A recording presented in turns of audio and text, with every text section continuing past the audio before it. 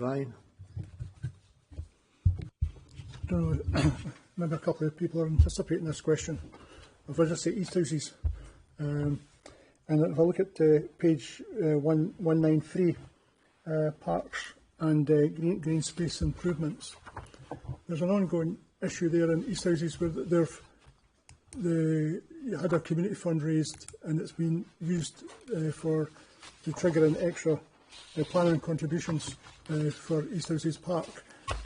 And from the nearby builders at Morris Road, Easthouses Road, the figure is being quoted, and we're still looking for that to materialise as a project to improve play equipment in that park. But besides that, there's maybe a further need for that for the play equipment to be fully accessible.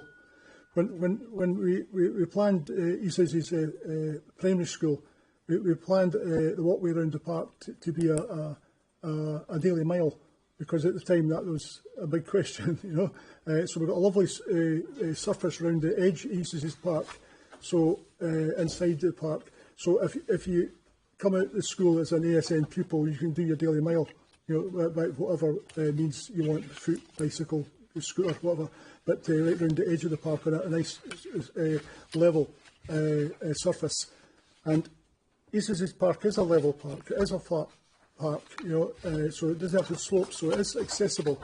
And I think when we talked about before with Mr Oliver was on about the equalities type accessible budget for play equipment, I think that this is something that should have been looked at sooner than this, but because this issue has been ongoing for a while, and maybe not need to comment directly on any of these issues just now, but to bear in mind that this is still an issue to be resolved within Easthouses Park. Thank you.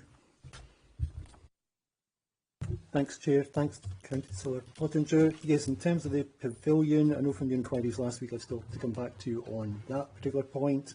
In terms of the accessible play equipment, it's certainly a debate that we have had on a recurrent basis from a number of members, clearly about the preference whether that is in one location, but clearly it's about access and travel and transport to that, should it be the case, or distributed across some of the facilities in the county itself.